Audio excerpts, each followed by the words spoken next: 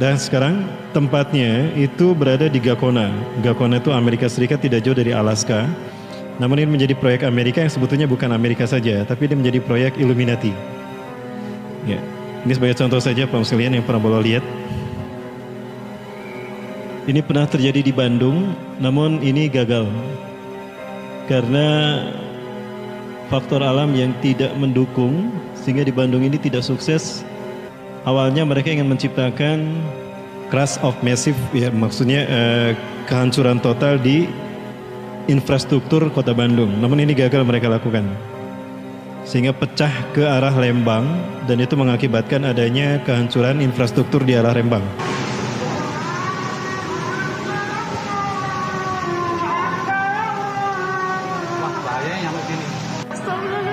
Nah, kalau dilihat dari bawah seperti ini,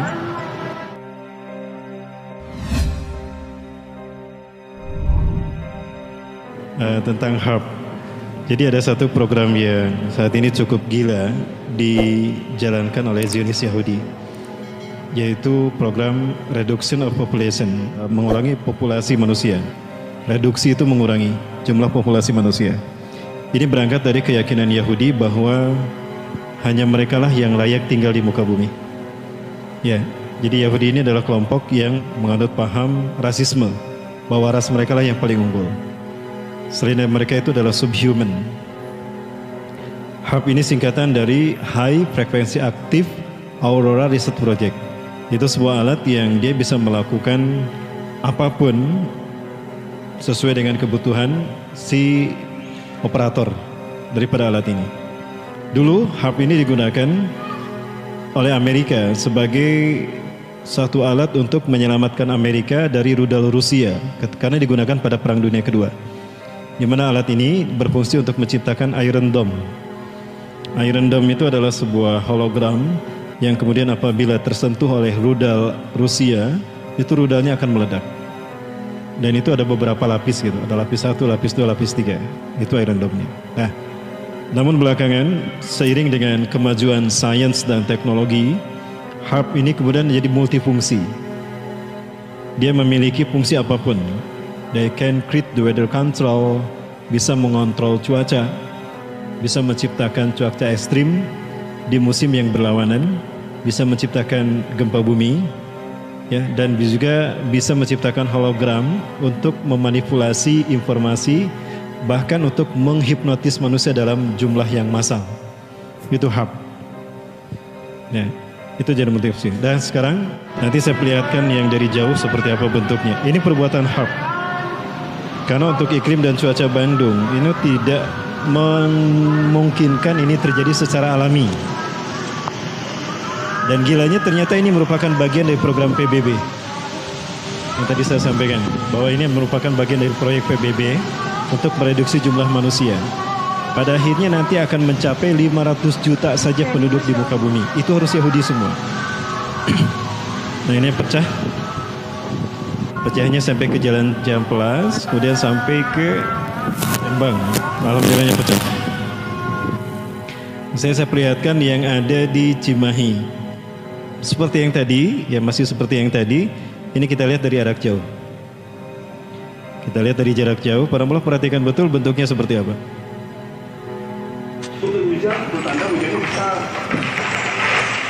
Video udah.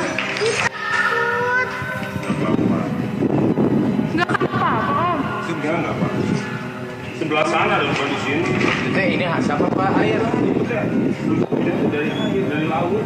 Oh gitu. Air laut. Serem banget. Itu petanda. Baik, para bisa melihat tadi ya, hafalkan bentuknya. Nah sekarang saya ingin perlihatkan bentuk yang sama, tapi ini berada di Iran, di sebuah laut di Iran.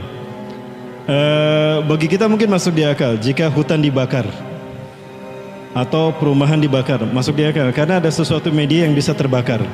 Tapi kalau laut dibakar, masuk di akal tidak? Tidak masuk di akal. Tapi itulah yang terjadi. Walaupun sebetulnya memang ada satu alat, ada satu zat kimia yang bisa membakar air. Dulu saya pernah melakukan, dulu waktu masih studi, ada habis praktikum, ada natrium, saya iseng sembunyiin dari guru saya, ya. Ketika selesai acara praktikum, saya ambil natrium tadi dilinting-linting, saya tata tangan pakai perantara ya. Maksudnya saya pakai sarung tangan, kemudian saya masukkan tisu basah, saya lemparkan ke air, itu terbakar. Ya, ini yang dilakukan oleh Harp ke Persia. Dan ini yang terjadi penuh sekalian. Jadi laut dibakar. Bagi kita tidak masuk di akal, tapi ini yang mereka lakukan. Ini dilakukan oleh seseorang yang melakukan penelitian tentang gempa bumi, karakter gempa bumi yang ada di Persia dan terjadi beberapa hari. Ya, dan ini sudah ada klipnya. Ini terjadi pada tanggal 23 November 2008. Ini salah satu contoh bentuk jahatnya seperti ini. Bayangkan jika ini dilakukan terhadap manusia. Andaikan ini api, ikan pasti lari ke bawah kan? Ikan pasti lari ke bawah menyembunyikan diri. Logika kita pasti begitu, bersembunyi di batu karang. Pasti itu ikan lakukan, tapi itu pun tidak menyelamatkan nyawa mereka. Karena faktanya mereka matang, mendidih dan itu bau racun toksin.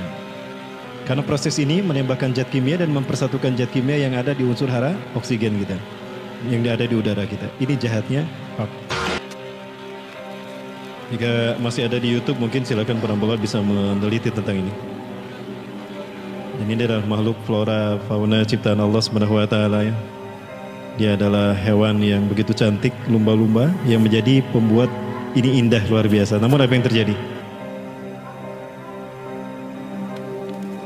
Saya yakin lumba-lumba ini sudah bersembunyi ke bawah menyelamatkan diri. Namun apa yang terjadi? Matang seperti ini. Seperti pindang. Ya, pindang tongkol. Tapi ini tidak bisa dikonsumsi karena bau toksin, bau racun kimia. Bukan yang kecil tapi yang besar, bukan puluhan, bukan ratusan tapi ribuan.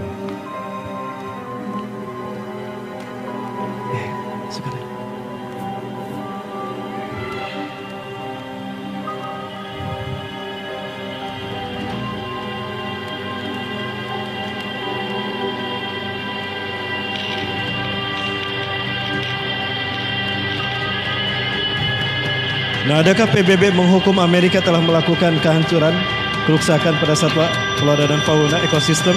Tidak ada. Karena Amerika adalah bagian daripada PBB itu sendiri. Ya, veto, bukankah veto Dewan Keamanan PBB ada di tangan Amerika? Dan veto Amerika lebih kuat dari veto The Big Five yang lain, peramba Allah. Nah, baik, ini kejahatan Harp. Apa yang harus kita lakukan, peramba sekalian? Ya, kita melakukan sosialisasi terhadap jahatnya Harp. Ini satu produk Harp. Ada banyak produk yang dilakukan oleh Harp. Produk yang kedua adalah chemtrail. Chemtrail ini singkatan dari chemical trail. Beda dengan contrail. Chemtrail ini adalah satu awan yang kalau paramboloh lihat di langit itu nggak hilang-hilang. Itu ada terus, itu nggak hilang-hilang. Itu bukan jejak pesawat. Kalau jejak pesawat itu namanya contrail, itu hilang. Ketika pesawatnya masih ada, itu awannya paling hanya sampai 500 atau 1 kilometer lah. Setelah itu hilang. Ya, setelah itu hilang. Bersenyawa dengan udara. Tapi chemtrail itu tidak, karena itu jejak kimia, chemical trail.